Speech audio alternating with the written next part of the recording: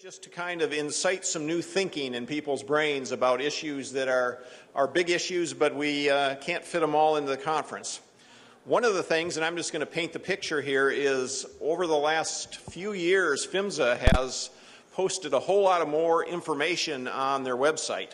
We really thank them for that. It goes strongly to the heart of our belief in transparency, and they've put a lot of stuff up. One of the problems with information is sometimes there's so much of it that you don't quite know how to interpret it. And one of the things that PHMSA has put up in the last couple of years is information about how different states, all 50 states, move forward on some of their regulatory authority. So we have two state regulators up here, one from Arizona and one from Washington State, and it worked out perfectly that they volunteered for this, because when you look at the PHMSA data, it would appear that they almost have opposite approaches to things. And if I knew how to work my own computer, we'd be all set. Just to show some of the data on this, if you look at the states for miles of distribution pipelines, Arizona and Washington are pretty close on how much mileage they have for distribution pipelines. If you look at how many distribution services they have, those are the little lines that go to houses and businesses, they're pretty close to the exact same number of service lines. This is the tale of two states. But when it starts changing is when you start looking at some of the enforcement data that PHMSA has put up.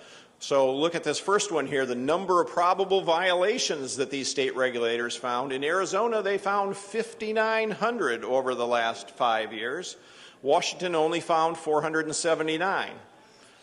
When you look at penalties assessed, Arizona, even though they found 5,900 probable violations, has not assessed any penalties or any fines during that time.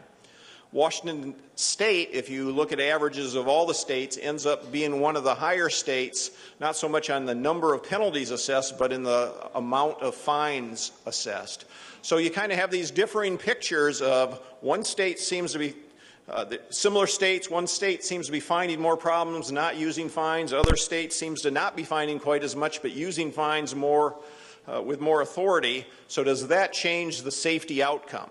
And the surprising thing, at least it was surprising to me, is when you actually look at the number of incidents over the same period, the significant distribution incidents, the number of incidents were exactly the same in both states.